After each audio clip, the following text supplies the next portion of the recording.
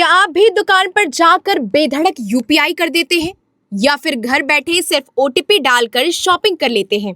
तो जरा रुकिए, 1 अप्रैल से आपकी यह आदत बदलने वाली है। अब सिर्फ एक ओटीपी आपके बैंक बैलेंस को सेफ नहीं रख पाएगा।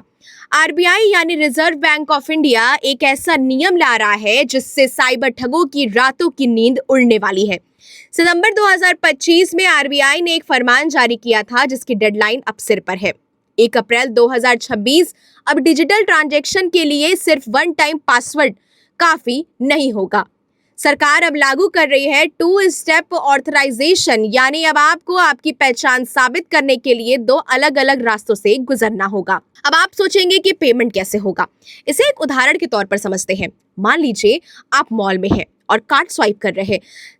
अभी तक आप सिर्फ पिन डालते थे और पेमेंट हो जाता था, लेकिन 1 अप्रैल के बाद आप पिन डालेंगे, इसके बाद आपके फोन पर एक ओटीपी आएगा या फिर वो बायोमेट्रिक भी हो सकता है।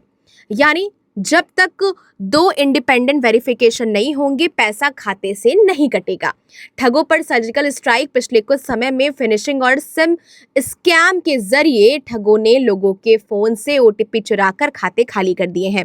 लेकिन अब अगर ठग के पास आपका ओटीपी चला भी जाएगा तो वह ट्रांजैक्शन पूरा नहीं कर पाएगा, क्योंकि उसे दूसरा वेरिफिकेशन फैक्टर नहीं मिलेगा। अगर आप विदेश में पेमेंट करते हैं या फिर इंटरनेशनल साइट से शॉपिंग करते हैं तो याद रखिए कि 1 अक्टूबर 2026 तक कार्ड नॉट ट्रांजैक्शन पर भी एक बड़ा नियम लागू होने वाला है। तो दोस्तों, तैयार हो जाइए इस बार नए बदलाव के लिए। शुरुआत में शायद आपको ये थोड़ा अटपटा जरूर लगेगा, लेकिन आपकी मेहनत की कमाई को सुरक्षित रखने के लिए ये डबल लॉक बेहद जरूरी है। खबर आपको कैसी लगी? अपनी प्रतिक्रिया हमसे जरूर साझा करिएगा। धन्यवाद।